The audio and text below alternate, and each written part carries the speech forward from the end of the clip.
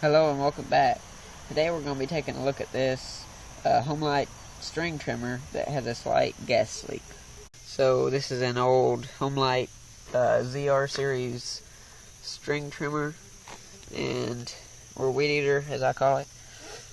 And if you'll notice, it's got a slight gas leak, or a drip rather. And we're going to be figuring out what the problem is.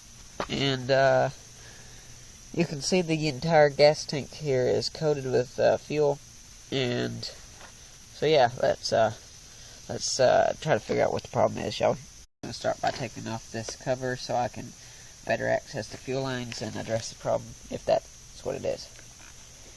Just push this down, pops out, and comes off like that, and you've got a couple nuts there. I'm just going to remove the carburetor with a 3/8 inch soft loosening these nuts here.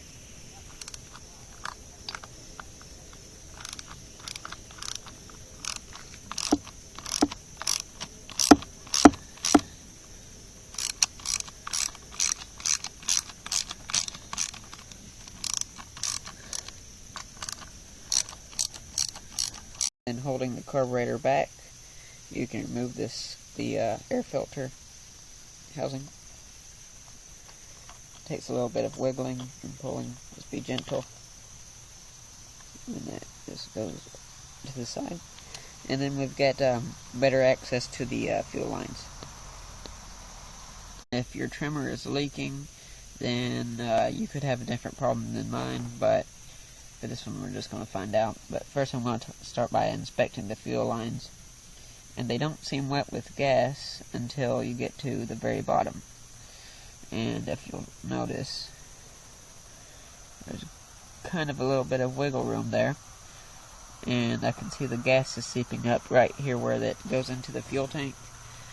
And that tells me that this is the wrong size line. So simple repair for this would be just get the next bigger kind of line.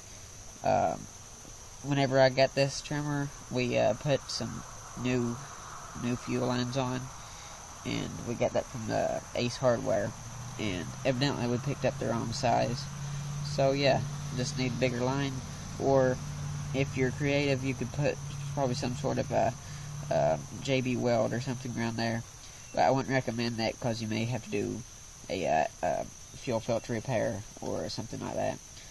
But yes, best thing to do here, get some bigger fuel line. And the way to put new fuel line on is you need to take some needle nose pliers and gently remove the line from the carburetor. And then the one that goes to the top here, where the primer bulb picks it up and sucks it in, that's the one with the fuel filter on it. And you're going to pull that through, or just pull the fuel filter off in the gas tank. Oh yeah, empty this of gas first, and then pull that up through, and then take it out, and if the other one needs replacing, do the same. And then remember the way it went, and put the newer ones in. It helps to just put a little slice through it, stick it in there, and with a wire or something, you can just yank it through, or well, hook it through there and put it through the tank, feed the wire up, and then pull it through. And that'll make things a lot easier for you and put less stress on it, you know. And be sure to hook up the fuel filter back, and the return line should go back in, and you should be good to go. The next thing you do is just put the cover back on. And keep in mind that this is holding on the carburetor and making the seal, so you need these properly torqued on both sides. Just kind of go up here and snug them up.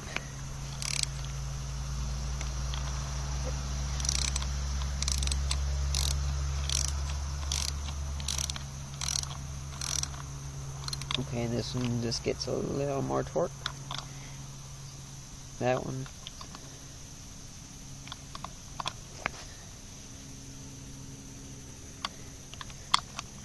And you definitely don't want to over tighten these, because this is just little stuff. No need to torque down on it and kill it. Okay. Just little things. And then simply put your cover back on. I shouldn't have to explain this, but if you want to see me do it, here you go.